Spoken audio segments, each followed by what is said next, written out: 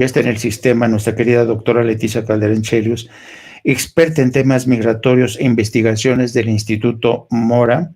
Querida doctora Leticia Calderón, muy buenas noches, sea usted bienvenida. Noches, aquí encantada de estar, saludarte además, que ahora coincidimos, me da muchísimo gusto y pues bueno, lista para lo que me comentes, si quieras que platiquemos, intercambiemos opiniones. Mira, a mí me encantaría, querida, en lo que llega el doctor Ángel Valderas. Fíjate que esta mañana el secretario de Relaciones Exteriores pues, punteó la agenda de lo que va a ser el encuentro el próximo mes de enero entre el presidente y Joe Biden. Entonces, va a ser muy interesante y algo que comentó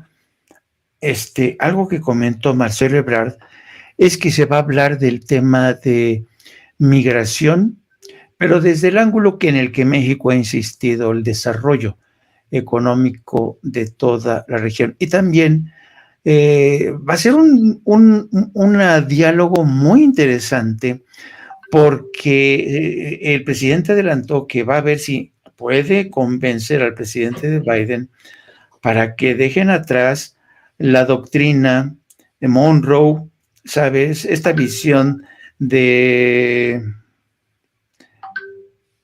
A ver, un momentito, ok. Entonces, me gustaría preguntarte antes de meternos en otros caminos, ¿qué esperas de esta reunión tú? ¿Tú crees que realmente podamos esperar algo interesante? Oye, bueno, interesante siempre es una reunión bilateral entre México y Estados Unidos.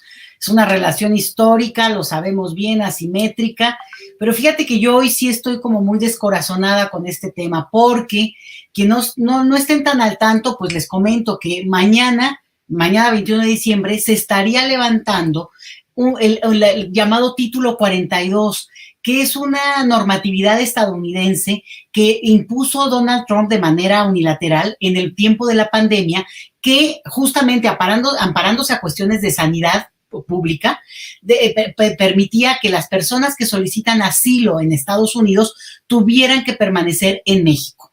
Entonces, con ese argumento, bueno, ya nos echamos casi 3 años, y con ese argumento, las personas que han transitado por nuestro territorio con la intención de llegar a Estados Unidos, solicitar asilo, lo cual no quiere decir que se los den, pero por lo menos la intención y el derecho es ese, ¿no? El avanzar en ese punto. Entonces, ya, bueno, hubo un jaloneo cuando Biden entró, inmediatamente lo quitó, fue una de sus promesas de campaña, pero luego hubo una demanda de parte de algunos gobernantes, o de Texas, Florida, por ejemplo, y entonces se reactivó vía la corte, se le impuso una sanción al gobierno de Biden para que lo reactivara nuevamente, y entonces las personas extranjeras solicitantes de asilo en Estados Unidos tienen que esperar en México.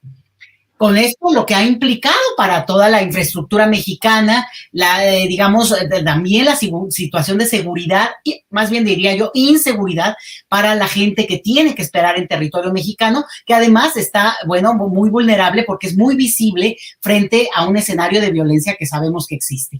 Entonces, bueno, avanzaron, hay una disputa de carácter legal en ese país, pero el siguiente punto, Jaime, y ahí es lo lamentable, es que ya se había logrado que la corte en Estados Unidos, de diferentes cortes, porque aquí tiene que ver también con el asunto de los estados, ya permitieran que entrara, que se quitara este título 42 con la vigencia, y por tanto Estados Unidos ya tendría la obligación de recibir a esas personas que solicitan asilo en su territorio, y en todo caso ellos evaluar bajo su normatividad y la reglamentación internacional del caso a quienes aceptaban como asilados en su territorio. Bueno, pues justamente estábamos, digamos, a la espera de que eso iba a ocurrir mañana, así se anunció hace ya tiempo, y hoy en la mañana, pues fue la nota hoy en la mañana, pues se canceló esta aprobación y por tanto se prolonga.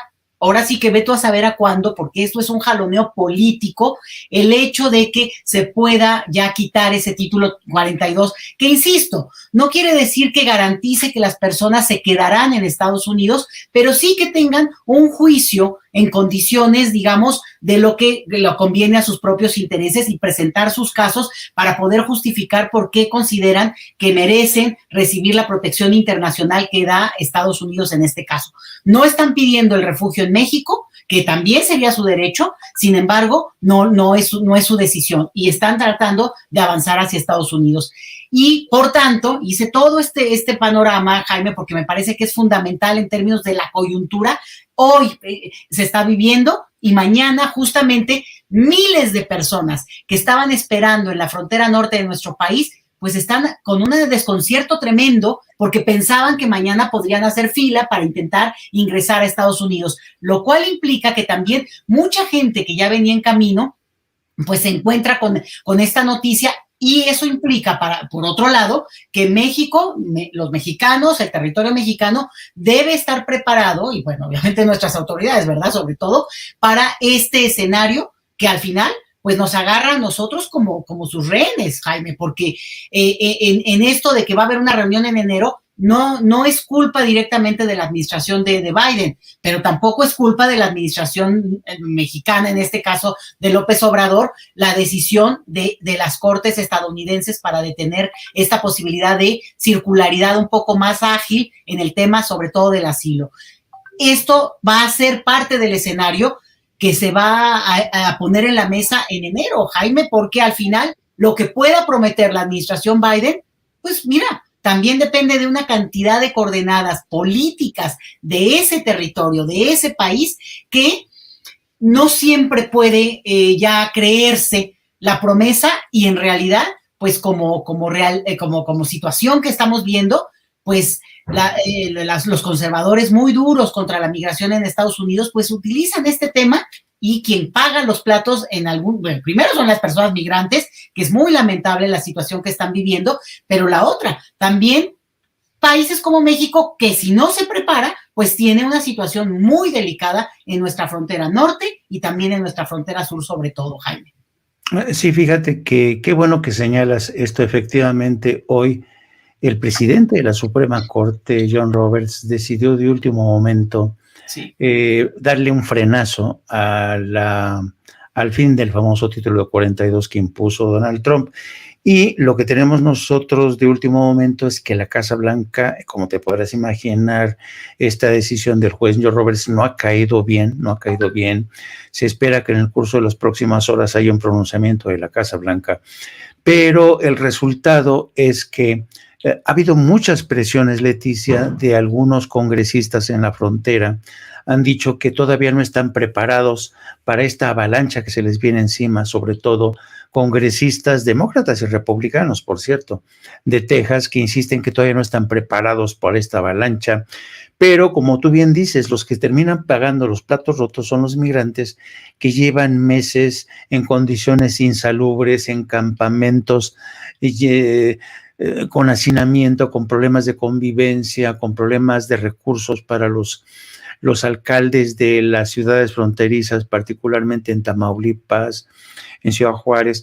Entonces, tal pareciera que el presidente Joe Biden, si bien tiene la buena voluntad, se enfrenta como siempre a este tema tan enmarañado y tan emponzoñado por intereses políticos y electorales, que es el tema migratorio. Así es que yo coincido contigo, es desalentador esta última decisión del Tribunal Supremo, y no sé francamente si para cuando ya venga el presidente Joe Biden a México se haya puesto a ese limbo, porque están viviendo en el limbo todas estas personas.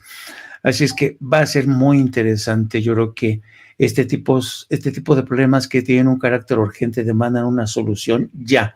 Así es que yo creo que si el presidente de México tiene la esperanza de que el presidente Biden le escuche, por ejemplo, para que ponga fin a la doctrina Monroe, no sé si se va a quedar esperando o no sé qué pasa, querida Leticia. No, es que fíjate que no, yo estoy así, ya quiero casi que entrar, te voy a decir por qué. Porque yo tampoco exculpo a Biden, a la administración Biden, porque al final de cuentas, mira, y tú lo sabes muy bien, Jaime, tú eres un experto en cuestiones de Estados Unidos. Bueno, obviamente hay una tensión política, una tensión política por el poder en Estados Unidos, pero no necesariamente tampoco se alejan demasiado a sus prácticas políticas respecto a países como México. Y en ese sentido, mira, ok, es la Suprema Corte, es toda una disputa de carácter local. Tienes razón de que ellos hablan de que pues la avalancha que viene, bueno, misma avalancha que llega al territorio que me digas, porque vienen cruzando Colombia, cada uno de los países de Centroamérica. Bueno, pues cada uno de estos países, incluido México, también digamos, tienen una parte en esta experiencia de que si le dicen ellos avalancha. Entonces, bueno, pues al final de cuentas, y ahí es el punto en el que yo quiero ser muy crítica de la administración Biden, y por eso yo no les confío tanto, Jaime, es porque finalmente, hace menos de 3 semanas, el gobierno de Biden impuso una nueva restricción para, por ejemplo, mantener relaciones comerciales con Venezuela. Abren un poquito, cierran, abren, cierran. ¿Y sabes qué? Es obvio que es un gobierno que no les es afín, es obvio que lo que tú me digas, pero al final de cuentas es muy claro y ya se ha visto en términos de la experiencia de otros países que cerrar esa válvula de comercio lo único que hace es provocar una migración masiva.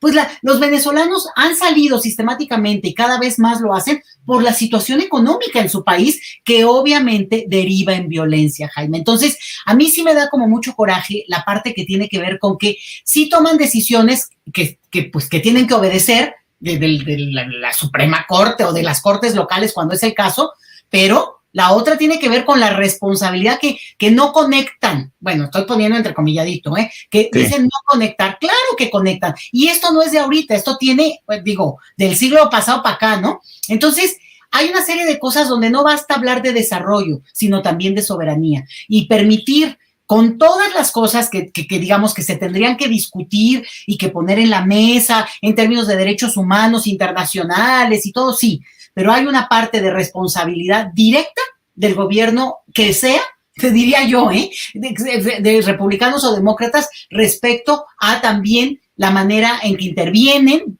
a veces directa o a veces indirectamente, y provocan este tipo de éxodos que estamos viendo. Y México es el territorio, geografía es destino, siempre lo decimos, y por tanto, pues nos toca experimentarlo y verlo en la realidad cotidiana, Jaime. Pero fíjate que creo que la razón te asiste, tienes todo el derecho a cabrearte, porque una de las promesas que hizo Biden en campaña fue precisamente reformar de una vez por todas el tema migratorio y no ha cumplido. Por lo que sea.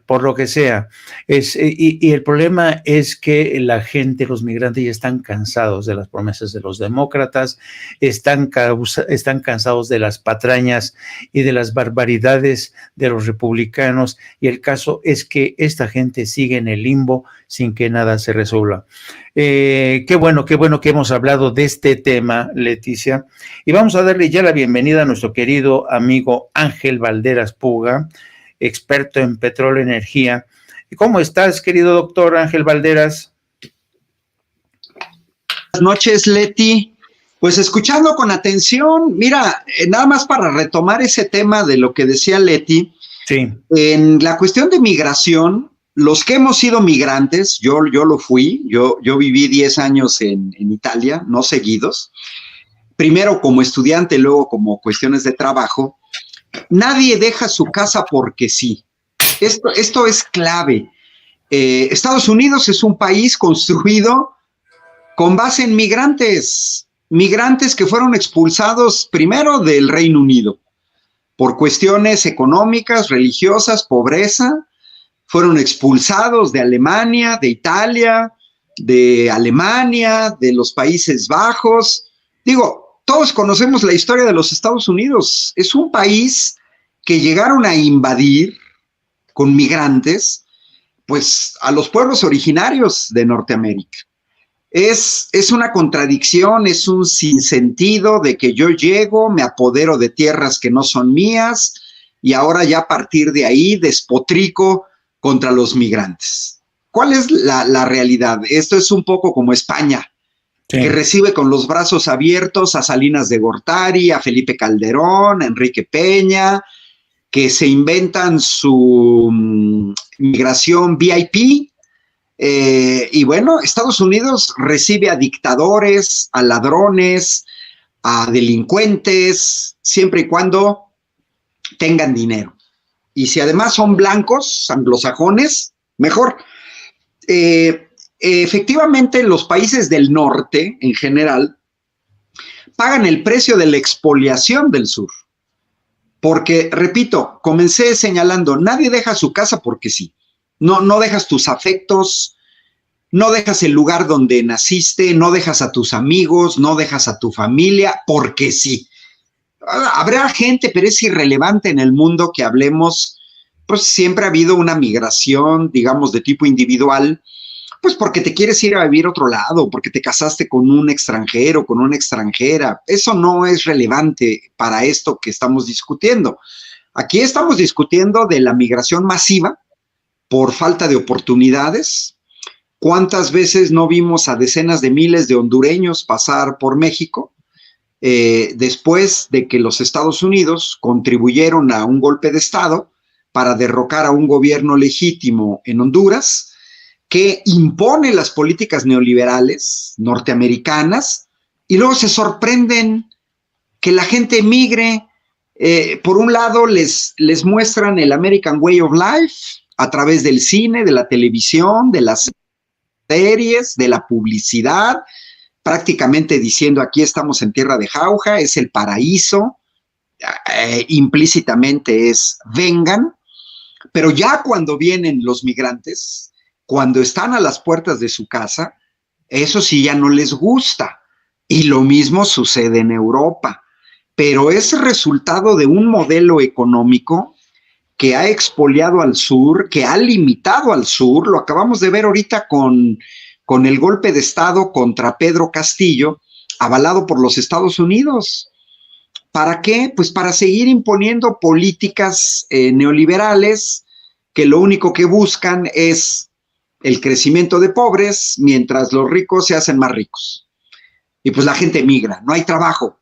Si no hay trabajo, pues tienes que emigrar. Si te mueres de hambre, tienes que emigrar. Ahí están los famosísimos padres fundadores de los Estados Unidos. ¿Por qué emigraron? Porque sí, atravesaron el Océano Atlántico nada más porque sí. Si se aventuraron a un mundo desconocido nada más porque sí. No, porque se estaban muriendo de hambre. Y los irlandeses que llegaron a Estados Unidos estaban muriendo de hambre. O sea, así llegaron a América. Entonces, es una cuestión que la política pública norteamericana se maneja en un vaivén en el que, por un lado, en el discurso, sobre todo los demócratas, no son tan burdos como Biden, tratan de instrumentar algunas medidas en favor de los migrantes, pero pues todos sabemos que los Estados Unidos son un país dividido. Está la política republicana, está la política demócrata, ni ellos se ponen de acuerdo, hay algunas líneas esenciales, los empresarios quieren mano de obra barata, ilegal, para poder explotarla más. Es un problema que no se va a resolver de la noche a la mañana, ¿no? Biden efectivamente en su campaña lo prometió, no tiene los elementos.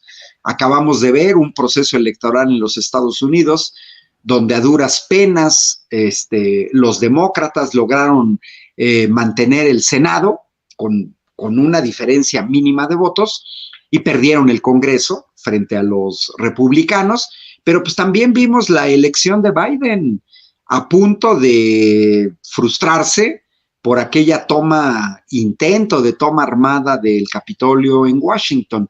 Entonces, es un problema que en realidad yo digo que más que los discursos, más que los hechos, pues hay que ir a la raíz del problema. Si no se va a la raíz del problema, un problema nunca se va a resolver. Solamente van a ser paliativos. Pues, ¿qué esperaríamos? ¿A qué podríamos aspirar? Pues a una política más seria de la clase política norteamericana. Y para mí es lo que ha plantado Andrés Manuel López Obrador. Ayudar al desarrollo del sur, gastarse más dinero en el sur, pues para que la gente no tenga que emigrar. Ahí está, la mejor solución para la migración es que la gente no tenga necesidad de emigrar.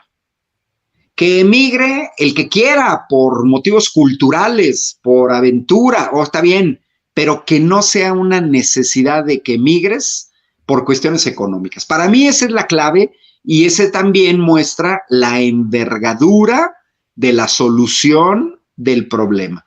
Para mí, cualquier otra solución no es más que un paliativo, sea la Comunidad Europea, sean los Estados Unidos, sea Canadá, sea Australia, solamente son paliativos. El problema real no se va a resolver mientras no se desarrolle el sur, mientras se sigan imponiendo políticas neoliberales y mientras se siga apoyando incluso con el uso de la fuerza a estos gobiernos que tratan de imponer a sus poblaciones políticas de miseria. Pues la gente tiene que responder de alguna manera. Sí, efectivamente. Mira, aprovechando lo que has mencionado, querido Ángel, sobre estos cataclismas, ambientes de inestabilidad que se traducen en éxodos de migrantes, como ha señalado, lo pasó en Venezuela, pasó en Centroamérica, pasó no sé cuánto tiempo ha habido cataclismos sociales, guerras civiles, cataclismos naturales. Y Estados Unidos parece que no se percata de que muchas de las raíces de esos problemas son propiciados por ellos mismos. Remitámonos al caso de Perú, porque las últimas horas son realmente preocupantes. Parece ser que México y Perú están al borde de una ruptura. Espero que no se llegue a ese extremo.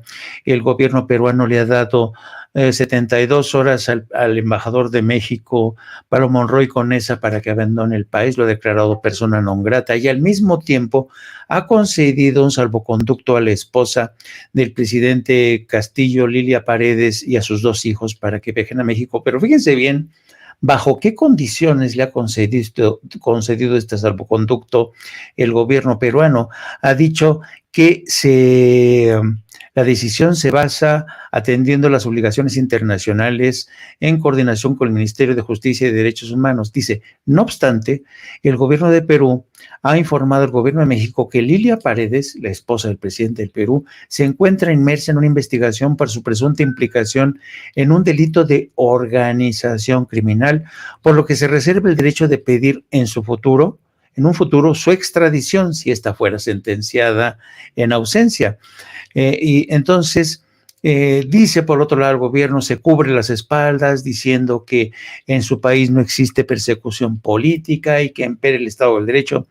Pero este manejo tan torpe, si me lo permiten, del gobierno peruano, pidiendo la salida, declarando persona non grata al embajador mexicano Pablo Monroy Conesa, y al mismo tiempo dándole luz verde a la esposa del presidente Pedro Castillo, pero acusándolo de estar implicada en un delito de organización criminal, habla de una torpeza. Y hoy mismo han aceptado que es posible que acepten elecciones anticipadas, pero hasta el año de 2024. Yo no sé si va a resistir el Congreso y el Ejecutivo la presión de las calles. Ya hay casi una treintena de muertos. Y en medio de esta crisis, pues el gobierno de México está obligado a tratar esto con suma delicadeza.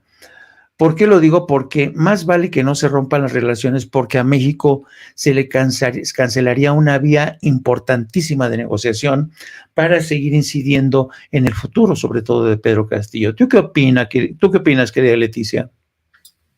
Híjole, es una situación muy delicada porque además yo creo que son por horas que se puede ir viendo lo que va ocurriendo, porque evidentemente también la situación en Perú pues se ha ido agravando de manera muy importante. El nivel de represión que se ha ido viendo pues también no se imaginaba que iba a ser tan rápido esta situación, y por tanto también la respuesta popular ha sido de ese calibre. Entonces, lo que vemos en términos de una es las relaciones internacionales, en este caso con México, que bueno, la verdad es que no podía ser distinto, dado el escenario que se ha dibujado ya en el actual gobierno, en términos de posiciones muy firmes, de acuerdo a la ideología que este gobierno sustenta. Y por tanto, pues me parece que sí, ponerse de lado claramente de una opción, pues en este caso sería, dada la situación, pues obviamente albergar a la familia del presidente Castillo, por un lado, pero la otra, pues hacer el llamado, sumarse, ¿no?, a la demanda internacional que puede haber en términos así, pues muy amplios, sin esta cosa de intervencionismo, porque siempre está cómo manejarlo de manera sutil. Y tiene que ver con que adelanten las elecciones, pero como tú muy bien dices, bueno, del 24 pues está en la ley. Esa era ya una cuestión que se había dicho que en la ley misma podría haberse puesto así. Entonces, yo lo que leo desde colegas peruanos que están en el tema, que conozco de tiempo, pues es justamente un llamado a convocar elecciones ipso facto. O sea, no una espera, porque el nivel de tensión no da para eso. Entonces, sería muy aventurado opinar en términos de cómo se puede especular cuando, insisto, es por horas cuando puede haber un cambio. Recuerda tú cuando lo de Bolivia, que era también, lo estábamos viendo en tiempo real, pues prácticamente la Embajada de México de repente sitiada, de repente saliendo, de repente un avión rescatando a Evo, o sea, realmente es una situación en la que los pronósticos tienen que ser muy cuidadosos, muy reservados, y ahí sí, también confiar en la destreza, digamos, en la estructura diplomática mexicana, esa, la de carrera, la que tiene una larga trayectoria, la que se ha preparado para estar ahí y que, en todo caso, quienes son más las figuras o los representantes atiendan también eso que se pone en la mesa de parte de grupos muy profesionales. Yo confío plenamente en estos grupos muy profesionales y, por tanto, la parte política también atendiendo estos mapas políticos que hay que ir, digamos, pisando como si se estuviera pesando vidrio, Jaime. Sí estamos en una situación delicada y también no se nos puede pasar en los mexicanos que aún están en Perú y que quisieran salir de Perú, ¿no? Este es un punto que es muy importante, porque no es lo mismo una situación de personas mexicanas radicadas en Perú que dicen, bueno, vamos viendo acá, porque es mi país, es mi territorio, digamos, de elección, como los mexicanos que son por elección en nuestro país y que también, ¿no? Les pasa lo bueno y lo malo también de cada nación. Pero la gente que quedó atrapada y que la intención es salir, pues también el gobierno mexicano tiene que ser muy cauteloso para poder mantener ese puente humanitario y permitir que todo mexicano, en este caso, en ese territorio, que tenga la voluntad de salir, pueda hacerlo. Pues fíjense que la Cancillería mexicana, yo creo que haciendo gala de buenos oficios, dice que va a mantener cree firmemente en el diálogo y seguirá manteniendo los canales de comunicación abiertos con todos los interlocutores, especialmente para atender las necesidades de los mexicanos en el Perú. Esto es muy, muy importante. Ahora, y ya como era de esperarse, querido Ángel, ya empezaron las reacciones, ya te imaginarás, de la oposición. Aquí tenemos este tuit de Claudia Ruiz Massieu que dice: la expulsión de nuestro embajador en Perú pone de manifiesto el fracaso de una política exterior impulsada desde la trinchera ideológica, lejos de los principios que la Constitución exige observar. La diplomacia requiere prudencia, sin dogma ni intervención. Lo dice ojo, Ángel, lo dice una mujer que fue canciller, fue secretaria de Relaciones Exteriores, condenando el papel y básicamente tachando de fracaso la política exterior impulsada por el presidente de México. ¿Qué decirle a esta gente? Yo, creo que la oposición, Jaime, en México, tiene el gran problema, PAN y PRI, que ya los vimos gobernar. Ya vimos su política exterior, entreguista, sumisa a las órdenes de los Estados Unidos. Creo que la señora Claudia Ruiz Massieu, al igual que he visto en otros casos en la oposición, pues le apuestan a la desmemoria, le apuestan a la desinformación. Yo me preguntaría, ¿qué hubiera hecho el gobierno de Peña Nieto ante la misma situación? Reconocer inmediatamente a un gobierno golpista que ha llevado ya a la muerte de decenas de personas en Perú, con un congreso que desde el inicio no ha aceptado un resultado electoral democrático, legal, legítimo, como es la asunción de Pedro Castillo como presidente de la República. Entonces, de eso la señora Claudia no dice nada. Oye, a final de cuentas, la política de México, la política exterior de México que ha venido recuperando Andrés Manuel López Obrador, viene en la mejor tradición de la política mexicana: no intervención, asilo, el hecho de señalar las cosas como son. Fíjate, a diferencia de Claudia Ruiz Massieu, yo veía pues en una de las tertulias, como dicen los españoles, del periódico Público en España, me eché una tertulia de esta, eran 6 analistas, latinoamericanos todos, un español, 5 latinoamericanos y latinoamericanas, en donde a final de cuentas, quien conducía la mesa de análisis, muy buen análisis, un argentino, terminó su introducción señalando, leyendo los tweets de Andrés Manuel López Obrador con respecto al caso de Perú. Y este analista argentino, no recuerdo su nombre, decía: cada vez más admiro al presidente de México, Andrés Manuel López Obrador, por posiciones como esta. Y leyó 3 tweets de Andrés Manuel sobre la situación en Perú, muy al inicio, en donde se muestra una posición divergente de la posición norteamericana de favorecer. Tenemos que decir las cosas por su nombre. Lo que vimos en Perú es un golpe de Estado por parte del Congreso, en donde nunca dejaron gobernar a Pedro Castillo. Tienen problemas institucionales fortísimos los peruanos, tienen un diseño de gobierno exageradamente extraño, como el hecho de que todo el gabinete tiene que ser avalado por el Congreso, lo que es absurdo. Yo me preguntaría si en Estados Unidos, en Alemania o en el Reino Unido pudiera funcionar un gobierno donde cada ministro tiene que ser autorizado por el Congreso y donde después de que ya fue autorizado te lo pueden desautorizar a las 2 semanas, o sea, a las semanas, ni siquiera a los meses. Bueno, pues ese es obstaculizar a un gobierno.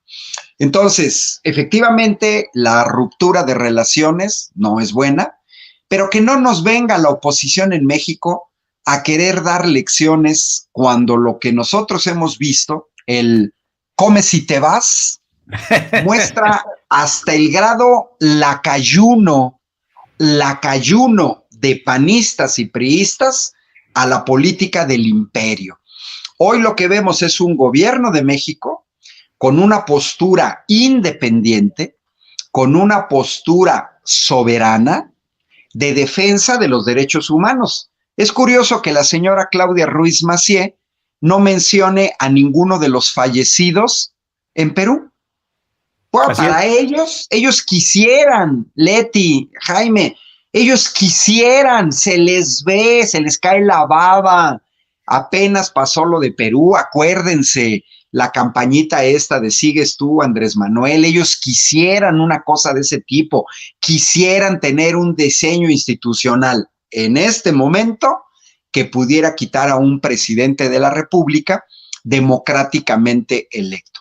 ¿Es muy delicado? Sí, sí es muy delicado. Leti recordó lo que pasó en Bolivia, otro golpe de Estado, porque los golpes de Estado no necesariamente tienen que ser por parte del ejército, como lo vimos en Bolivia, pero hoy vemos a la policía y al ejército peruano ver de qué parte están, y están en parte de la imposición, así de sencillo. ¿Cómo es posible que 67 diputados que no representan a nadie, porque también hay que tomar en cuenta que las encuestas previas a la destitución de Pedro Castillo mostraban que la gente desconfía del Congreso de Perú en orden impresionante, ¿eh?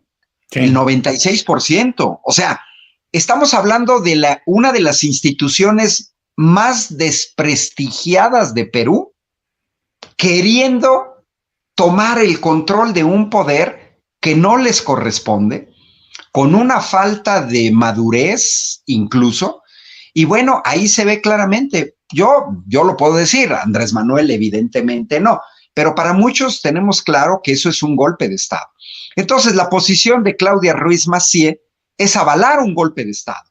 Bueno, que lo digan, que están avalando un golpe de Estado.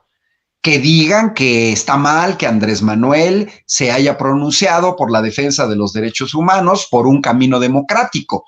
Bueno, eso muestra el caso de la señora Claudia Ruiz Massieu, que ella, por lo que escribió, se siente muy cómoda con la represión, se siente muy cómoda con el asesinato de menores de edad, se siente muy cómoda con un golpe de Estado propiciado por una mayoría de un Congreso totalmente desprestigiado, y se siente cómoda con la intervención del gobierno norteamericano, regresando con esta doctrina Monroe. Tú hace rato señalabas, poco antes de que yo entrara al estudio, a esta transmisión, mencionaste la doctrina Monroe, pues que aquí la vemos en Perú, es la doctrina Monroe. América para los americanos. Les estorbaba Pedro Castillo. Y cierro con esto.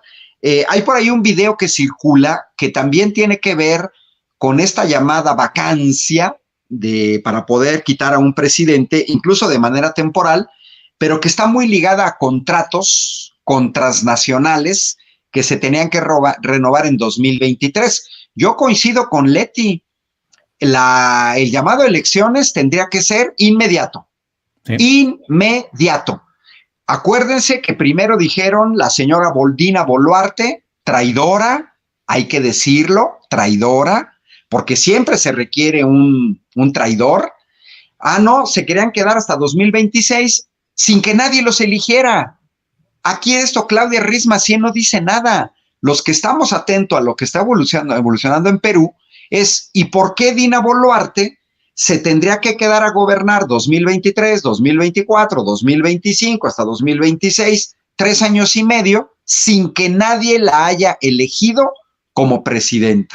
Si realmente les interesaba a estos golpistas, que no es así, tendrían que haber convocado en todo caso de manera inmediata a elecciones, ¿no? Así es. Entonces, creo que sí es complicado, no por la parte de México. Evidentemente al gobierno golpista de Perú no le gusta la posición de México, les estorba, es una cuestión, y no nada más fue México, recordemos que hubo un comunicado conjunto de Colombia, de Argentina, de Bolivia y de México, ¿no? Entonces a mí me gustaría que la señora Ruiz Massieu dijera su propuesta muy, muy, muy concreta, que Claudia Ruiz Massieu dijera: apoyamos el golpe de Estado en Perú y quisiéramos que el gobierno de la 4T apoyara a ese golpe de Estado y apoyara que se siga masacrando al pueblo que ha salido a las calles a defender su endeble democracia. Que no nos vendan espejitos, ni panistas ni priistas. Los conocemos, ya los vimos en el poder, serviles y lacayunos a políticas dictadas desde el exterior. Bueno, querido, fíjate que Leticia Calderón se tuvo que ir porque tuvo una llamada de emergencia, pide disculpas al auditorio de Sin Censura, pero se tuvo que ir. Es que nos quedamos contigo, querido Ángel. Bueno, pero vámonos ahora a la grilla nacional, que tiene que ver con lo ocurrido hoy, querido Ángel, en este acto en el que fueron invitados legisladores. Mira, para que veas el ánimo que había y que se respiraba antes del inicio de esta reunión con el presidente. Mira, pones el video número 10, querida Adriana. Ya estamos aquí para entrar en Palacio Nacional, que vamos a tener la reunión con el presidente de la República. Aquí estamos varios senadores y senadoras. Allá andan. Y la verdad, súper emocionadas, súper emocionados, porque hoy finalmente vamos a ver al presidente. Y también quien estuvo ahí, querido Ángel, fue la maestra Delfina Gómez. ¿Cómo la ves? Mira, es el video número 11. La organización y coordinación de trabajos, estamos precisamente en esa etapa, y pues ahí ahí vamos con todo y vamos con toda la buena intención y sobre todo la participación ciudadana, que a mí es lo que me emociona mucho. Muchos ciudadanos se han querido sumar a este proyecto de organización y yo les agradezco mucho y los sigo invitando a que los que quieran sumarse, aquí estamos. ¿Cómo va la organización política, el fortalecimiento de Morena en el Edomex? Bien, afortunadamente hay un buen trabajo en equipo, tenemos grandes líderes. Bueno, ¿qué puedo decir? Jacob, una de nuestras grandes fortalezas que tenemos dentro del Estado de México, está el doctor Higinio, está el licenciado Horacio, bueno, en fin, hay grandes nuestros diputados que están por acá también, que han hecho un excelente trabajo. Ya cerraron filas todos los liderazgos, Higinio, todos. Lo que pasa, fíjate que es lo que comenta, nunca se ha abierto esas filas, siempre hemos estado en esa unión y en esa concordancia. Obviamente pues hay momentos en donde puede haber alguna situación de querer asumir alguna situación, pero de verdad que nunca ha habido una fractura o un corte. Todos estamos en la misma línea de que es un proyecto y por él trabajamos. ¿Va unido Morena a ganar el Estado de México? Siempre ha estado unido. Yo digo, siempre ha estado unido y eso me da mucho gusto, ver que los compañeros tienen esa buena disposición de trabajar en equipo, coordinados y unidos. Vamos bien. Y seguimos invitando a los que quieran sumarse a este gran proyecto. ¿Cómo ves, Ángel, la candidata al Estado de México por Morena, legisladoras, senadoras? No, se peinaron, se polvieron, se pintaron de rojo los labios los senadores, no, se pusieron su moco de gorila para ir todos a estar ahí guapetones y todo. Fue un encuentro, un ambiente, sabes, casi de romería, todo el mundo queriendo saludar, tomarse una foto con el presidente, quien les agradeció el trabajo desarrollado a lo largo de esta legislatura, el haber impulsado reformas a leyes que, si no fueron del todo lo esperado, pues por lo menos avanzan en el sentido deseado. Pero también hubo en este evento menciones, alusiones a los que no estuvieron presentes. Es el video, nuevamente pongamos el video 6, querida Adri, de lo que dijo el presidente. Los que hablan mucho de lealtad y sin tener principios, sin tener ideales, a la primera traicionan. ¿Cómo ves, Ángel, en este ambiente de celebración, de cierre de filas y un mensaje como un dardo envenenado contra los ausentes como Ricardo Monreal? ¿Qué te pareció esto? Pues mira, empezaste ahorita el video, yo no pude estar en la mañana, yo voy llegando de San Luis Potosí, tuve que llevar a mi mamá a una consulta médica, salí temprano de Querétaro, pues vi a Antares Vázquez, a Gabriel García, por ahí con la maestra Delfina, por ahí andaba la compañera Citlali Hernández, Jacob Polemski, pero bueno, además sabemos pues que estuvieron no nada más integrantes de Morena, sino también del Partido Verde, como Carlos Puente. Por ahí vimos también al senador Manuel Velasco. En el presidium, pues estaba Marcelo Ebrard, Claudia Sheinbaum. También estuvo la coordinadora de los senadores del PT, Giovanna Bañuelos, Alberto Anaya, coordinador de los diputados, Adán Augusto, por supuesto, y también Nacho Mier, el coordinador de los diputados de Morena, y Alejandro Armenta, presidente de la mesa directiva del Senado. Pues efectivamente los videos muestran un ambiente, te voy a hacer una analogía con la marcha del 27, un ambiente distendido, sí, un ambiente festivo. ¿Sabes qué se nota en la cara de estos senadores? La satisfacción del deber cumplido. Ok, no pasó la reforma electoral como no pasó la reforma energética porque no se tiene mayoría calificada y porque sí, tenemos una oposición que es todo lo ve en blanco y negro. Así. Si lo propone Andrés Manuel, no. Aunque haya cosas que benefician a la gente, cuestiones de litio, sentido del voto en la reforma electoral, totalmente opuesto al sentir de la gente, donde muestra que ya no representan a nadie. Y bueno, la sorpresa de Ricardo Monreal y de otro senador que jaló de votar en contra, 4 senadores, 2 senadoras, 2 senadores que no estuvieron en la votación, que no sabemos por qué se ausentaron en el caso de Morena. Pero bueno, pues yo creo que cada quien recoge lo que siembra. Y en política así es, ¿no? La reunión, lógicamente, pues era para felicitar diputados y senadores que apoyaron la reforma, una reforma electoral necesaria. No se aprobó todo lo que se debería de aprobar, lo que valía la pena aprobar, pero bueno, fue necesaria. Y yo creo que este tipo de encuentros de alguna manera recuperan esa relación de Morena-movimiento con personajes claves que han venido en la lucha acompañando a la 4T y que vale la pena hacer este tipo de reuniones con legisladores.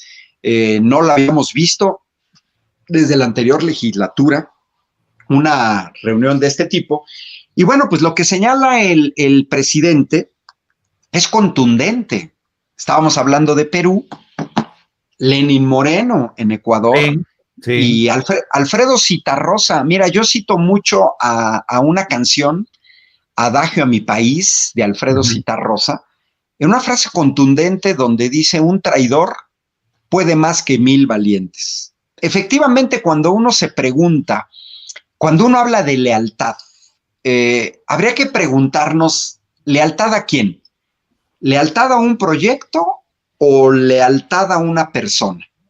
Porque para mí la lealtad a una persona tiene un bajo nivel, muy bajo nivel, que digo, puede ser loable que tú seas leal a una persona, pero lo más relevante para una sociedad, porque excede tu dimensión personal, es la lealtad a un proyecto. Y la lealtad al proyecto de la 4T es ayudar a la transformación de este país, es corregir en la medida de lo posible esta herencia nefasta de los gobiernos neoliberales, 6 sexenios de gobiernos neoliberales, a los que habría que sumar la herencia de los gobiernos no liberales, pero que ahí sí venimos de regímenes autoritarios. Y bueno, pues acompañar a este cambio, a esta revolución de las conciencias, a este rediseño institucional, pues es totalmente satisfactorio.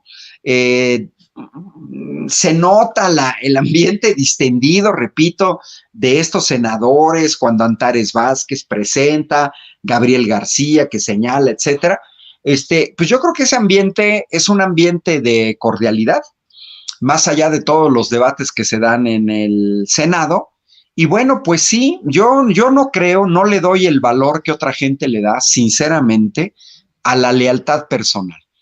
Porque las personas, todos nos podemos equivocar, todos nos hemos equivocado, y yo creo que tiene muchísimo más valor la lealtad a un proyecto. Morena tiene una declaración de principios, tiene un programa, que si tú te sujetas a esa declaración de principios, a ese programa, estás haciendo lealtad a un proyecto, no a una persona, a un proyecto. Y para mí el mayor valor en política es ser leal a un proyecto. ¿Cuál es la contraposición total, Jaime, y la gente que está siguiendo esta transmisión en Sin Censura? Lo opuesto de la lealtad a un proyecto es andar de saltimbanqui de aquí para allá, lo que en México le hemos llamado chapulines. Primero eres candidato de MC, luego del PRD, luego del PAN, luego apareces en el PRI, luego incluso llegas a Morena, pero luego te vas de regreso, como la señora Lili Téllez, que llega por Morena, luego se regresa al PAN, como Germán Martínez, que viene del PAN, luego viene en Morena, no obtiene lo que él cree que tendría que obtener, que a mí me sorprende, porque si no vienen de Morena, pues mínimo antes de aceptar una invitación, Lili Téllez, Germán Martínez, pues deberían de leerse la Declaración de Principios de Morena, que es un documento público, un programa, y si no están de acuerdo, pues digo no. O sea, no, nadie les obliga ni les hizo manita de puerco a decir que sí. Entonces, tenemos en México una parte de una clase política que lo único que ve son sus intereses personales, que premian la lealtad personal, la lealtad a mi proyecto personal. yo me pregunto, ¿eso qué validez puede tener? Pues yo no le veo sinceramente ninguna validez en términos sociales, en términos políticos, en términos nacionales. A mí, sinceramente, como ciudadano, me tiene sin cuidado si un político asciende en la escala, en un puesto, en otro, y llega a ser gobernador, diputado, senador. A mí me tiene sin cuidado, sinceramente. Lógicamente, a su familia, a sus allegados y a sus leales, acomodados por aquí y por allá, bueno, a ellos sí le dan mucho valor a esta lealtad personal. En el caso del senador Monreal, pues habría que ver también de la gente que está en Morena, y bueno, habría que preguntarse a quién le tienen más lealtad, a Ricardo Monreal o a Andrés Manuel López Obrador, o le tiene lealtad al proyecto de Morena. Yo creo que ese es el sentido más amplio. Fue duro el presidente, pero creo que el presidente pone el punto sobre las IES. Y es válido para panistas, priistas, etcétera, ¿no? Porque, oye, tú puedes ser leal a Carlos Salinas de Gortari como persona, aunque al país se lo lleve el desastre. Pero qué leal soy. Oye, soy leal a un senador. Mira, soy bien buena onda porque soy leal. Y entonces soy leal y entonces yo puedo trabajar contigo porque soy leal. Sí, pero ¿eres leal a quién? A una persona, no a un proyecto. A final de cuentas, los proyectos son colectivos. Siempre va a haber desviaciones. Siempre va a haber gente que quiere jalar agua para su molino. Siempre hay oportunismo, siempre hay arribismos. No necesariamente tienen que durar de manera efímera, un mes, 2 meses, 6 meses. Pueden durar más. Pueden durar 3, 4 años, un sexenio, pero no dejan de ser oportunismos y que pues solamente benefician a la gente que busca aprovecharse de un proyecto para sacar raja personal. Muy bien que el presidente se haya referido al tema para ese auditorio que estuvo hoy presente. Representantes populares que sí representan al pueblo de México y que además han hecho su tarea y deben estar satisfechos de haber hecho su tarea. Pues fíjate que mientras en Palacio Nacional todo un ambiente de festivo y de regocijo, de rendición de cuentas con el presidente, de incluso de anuncios como siempre y además de declaraciones del presidente a favor de sus hermanos Marcelo, Adán Augusto y Claudia Sheinbaum. Les pidió a todos los presentes que por favor que respetaran el resultado de las encuestas y todo el mundo dijo, sí, vamos a respetar las encuestas, señor presidente. Y mientras había un ambiente de confraternidad en el Palacio, en el Partido Revolucionario Institucional ya empezaron las quejas, las deserciones por la decisión de Alito Moreno de eternizarse en el cargo. Ya sabes que va a ser presidente del PRI hasta el 2024. Y una de las primeras bajas ha sido la de Héctor Astudillo, exgobernador de Guerrero. Dice que no quiere ser testigo de las trampas de Alejandro Moreno. El exgobernador de Guerrero renunció al PRI y argumentó que no quiere ser testigo de las trampas hasta el 2024.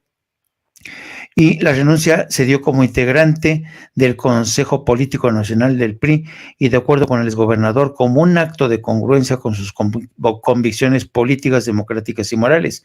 El exmandatario expresó en un documento que subió a Twitter que el PRI no merece el escándalo que ha padecido en los últimos meses y que ha afectado su imagen. Se refiere a los escándalos de Alito o Vandalito Moreno, que ha sido desnudado en reiteradas ocasiones por la gobernadora de Campeche, Laida Sansores, para confirmar que Alito Bandito lo que quiere es seguir al frente del PRI.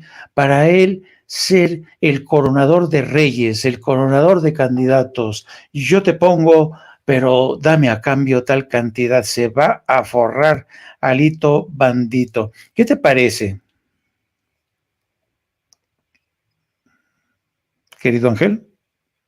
Fíjate que liderazgos, pues del tamaño de Osorio Chong, por ejemplo, habían denunciado hace algunas semanas, a partir de los audios dados a conocer por la gobernadora de Campeche, Laida Sansores, habían ya señalado que en realidad lo que Alito Moreno quería, Vandalito Moreno, era perpetuarse en el poder, modificando los estatutos a conveniencia, yo diría de manera retroactiva, modificas para poderse prolongar en el poder, y los audios que dio a conocer Laida Sansores son muy claros. O sea, ¿para qué? Pues para seleccionar candidaturas, lo que acabas de decir, Jaime, y esto yo recuerdo que fueron hace más o menos unas 6 semanas quizás, cuando estos liderazgos del PRI incluso le pidieron a Alito Moreno que no intentara prolongarse en el poder. Ya también salió Miguel Ángel Osorio Chong a decir, pues que no está de acuerdo, y fueron liderazgos fuertes en el pasado priista que no ven con buenos ojos esta entronización de Alito Moreno, pues para decidir candidaturas, y como tú lo señalaste y como se ha señalado en los audios, pues a través de una especie de negocio turbio. Precisamente uno de los aspectos de la reforma electoral que no pasó era efectivamente el ir poco a poco acotando esta forma de hacer política. Y bueno, ¿quiénes tienen la palabra? Los priistas.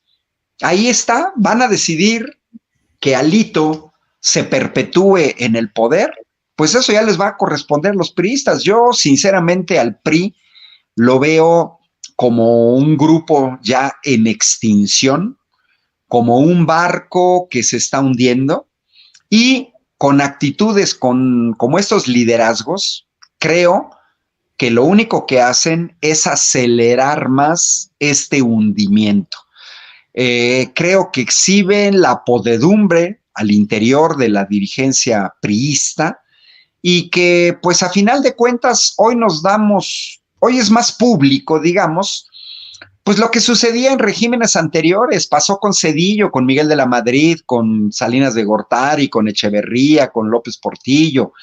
Pues esa era la manera de los priistas de comportarse, pero antes todo era soterrado, era por debajo del agua, tenían la presidencia de la República, había una figura a la cual obedecían, pero te recordarás que a partir del año 2000, el PRI comenzó a perder este centro al ya no tener una figura, y entonces ya fueron varias porque fueron los gobernadores. Luego regresa Peña Nieto, pero Peña Nieto no fue el gran líder priista que pudiera enderezar el barco. Y bueno, pues yo hoy los veo cada vez más desbalagados, y pues solamente me esperaría que la ciudadanía en México pues continúen con el proceso de enterrarlos, de pasar de página, de cerrar esta época del PRI, que cerraría su vida, digamos, en la historia de México, pues de una manera vergonzosa, de una manera como ha pasado con muchos partidos, pues que te van a terminar por disolverse. Yo veo mucha descomposición, Jaime, al interior del PRI. No tienen propuesta, también eso hay que señalarlo, lo ha dicho el presidente una y otra vez. El PAN no tiene propuesta, el PRI no tienen propuesta, el tuit de la señora Claudia Ruiz Massieu muestra que no tienen propuesta, y pues si no tienen propuestas, si no tienen alternativas, pues difícilmente la ciudadanía va a seguir avalando. Yo creo que vamos a ver más descomposición al interior del PRI, y qué bueno que se sigan descomponiendo, que se acelere el proceso de descomposición, porque creo sinceramente que el PRI ya no tiene nada que ofrecerle al pueblo de México. Cerró un ciclo y es mejor retirarse con dignidad que estar viendo estos sainetes que estamos viendo con gente tan impresentable como Alito Moreno, que imagínate, es la cara del PRI. Sí. En democracias más robustas, estoy pensando en la europea, en Canadá, ya hubiera renunciado. Una persona que es cachada con uno solo de los audios de Laida Sansores, ya hubiera renunciado. Mira, acuérdate, en el Reino Unido, Boris Johnson renunció por menos que esto, Liz Truss renunció por menos que esto. O sea, en Europa los políticos renuncian por muchísimo, por una milésima parte de lo que hace Alito, renuncian a sus partidos, renuncian a los liderazgos, muchos de ellos incluso se retiran a la vida privada. ¿Por qué? Pues porque son más serios. Pero bueno, en México, con el diseño electoral, todavía sigue siendo un business dirigir un partido político. Y en esas ahí va a estar el señor Alito. Creo que va a exprimir la vaca hasta donde se deje. Y esta vaca, en este caso la vaca, es el PRI. Así es. Y mira, y precisamente a propósito de esto que señala, es un partido que no tiene proyecto y que se la pasan de sainete en sainete. Vamos a escuchar precisamente al personaje que mencionas, Ángel, a Miguel Ángel Osorio Chong, en una entrevista que mantuvo con Ciro. Es el video número O, querida Adri. Un nuevo albazo de dirigente. Recordemos que en el 2020 modificó por primera vez los estatutos para poner esta cláusula, que después de la reforma de Morena, que hace exactamente lo mismo que él, lo hace a su conveniencia, pues ahora como ya no le dan los tiempos, porque lo modificó Morena y el proceso electoral empieza en noviembre, bueno, pues hace una reunión del Consejo Político Nacional por Zoom, como si estuviéramos en pandemia, como lo hizo en el 2020, y nuevamente ponen los documentos a su conveniencia, a sus intereses, y esto de que hubo unanimidad, mira, dejando claro que respeto a todos los que son consejeros, pues yo me hubiera gustado cómo con todos los 458 votos, sería muy interesante saber, ¿no?, cómo lo hizo si la votación fue a mano alzada. Entonces, bueno, una y otra mentira, no supo salir de lo que ustedes me preguntaron hace un momento. Dice que no se quedará, pero después dice que hará lo que dicen los estatutos y bueno, acaba de modificar su conveniencia. Bueno, y ante eso, Miguel. Mira, irnos a las instancias legales y también respetando a las mismas, pues espero que no le echen una mano como la ocasión pasada. Nadie puede hacer modificaciones para sí, para su conveniencia, y vamos a hacer todo lo que está en nuestras manos. La militancia, los miles y millones de periodistas que sí existen y que sí están, no construyeron este partido para la conveniencia de un dirigente, para lo que a él, solo a él le conviene. Y bueno, vamos a hacer todo lo que corresponde a la ley. Es una votación como sea, mano alzada, vía Zoom, 458-0. Sí.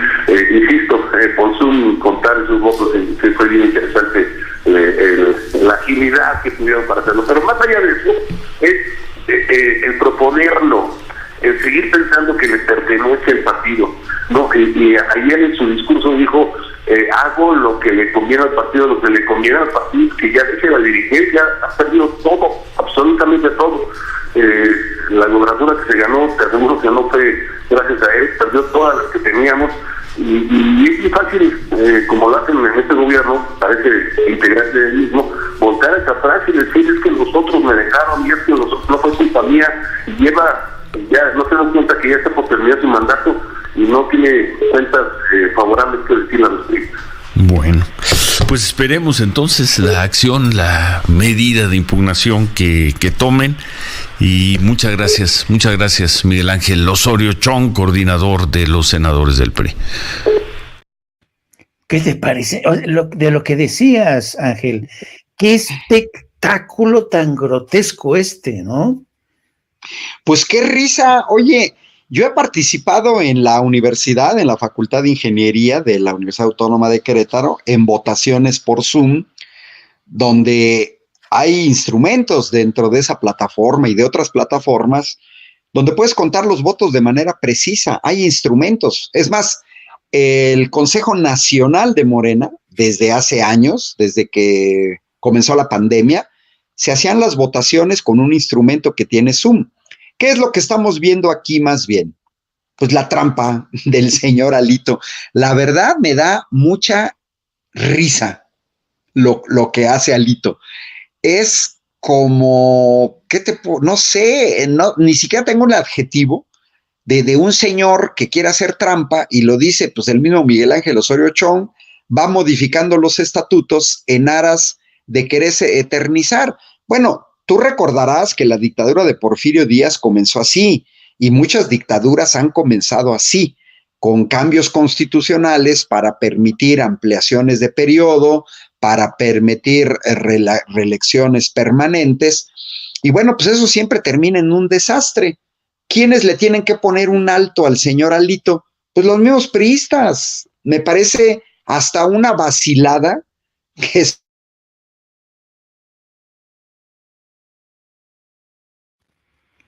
Uy, se nos quedó congelado, Ángel. Se nos quedó congelado. A ver. Sí, pero con medidas de sana distancia, pues ya hoy en día se pueden llevar a cabo reuniones presenciales, ¿no? Te digo, para mí es una muestra más de descomposición del PRI. Estos grandes liderazgos que han criticado a Alito y la manera de conducir al partido, pues no sé dónde está su fuerza, desconozco quiénes conforman este consejo del PRI, pero puedo garantizar que muchos de ellos son, pues lo vamos a decir, priistas de medio pelo, ¿no? Sí. Y que pues están avalando todo lo que haga el señor Alito y no les da vergüenza tener un liderazgo de ese tipo. Eso también forma parte de la descomposición de la oposición en México. No les da vergüenza tener a gente como Santiago Krill o a gente como Margarita Zavala o como Felipe Calderón y en el caso de los priistas como Alito Moreno. No les da vergüenza. Ya perdieron toda capacidad de asombro, toda capacidad de vergüenza. Y digo, bueno, si esto es lo que le proponen al pueblo de México, pues que no se sorprendan que van a seguir perdiendo elecciones. Así es. Yo creo que es triste ver, pero sabes, los pleitos entre ladrones, entre tramposos, siempre terminan en caos, ¿saben?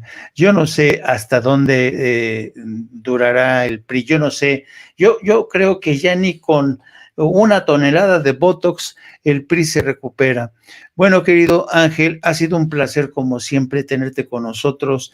¿Puedes decirnos cómo vas a pasar tu diciembre? ¿Qué vas a hacer?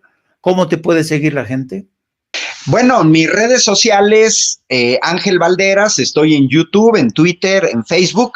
Pues mi diciembre va a ser con la familia, porque así es, ¿no? No pienso salir de Querétaro, tengo varios pendientes que hacer.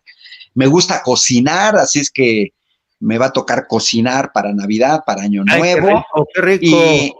Y siempre, pues, hacer trabajo, Jaime. A final de cuentas, el seguir observando la realidad nacional es una tarea permanente. Todavía estamos en trabajo en el Tecnológico de Querétaro. Mira, traigo mi suéter con este logo. Es de los zorros del Tecnológico de Querétaro. Pues todavía los profesores tenemos trabajo por hacer. Entregamos ya calificaciones hoy. Y pues pareciera ser que tenemos muchas vacaciones, no es así, porque pareciera ser que terminan las clases y ya no tenemos nada que hacer. No es cierto.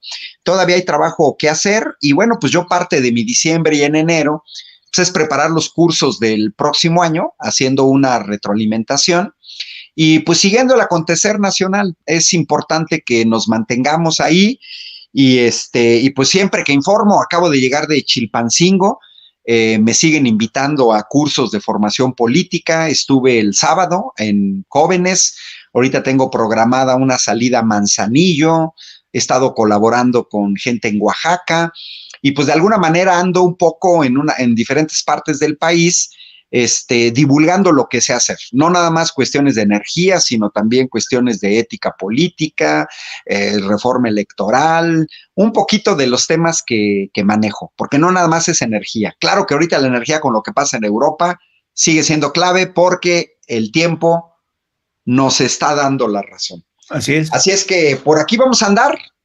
Perfecto.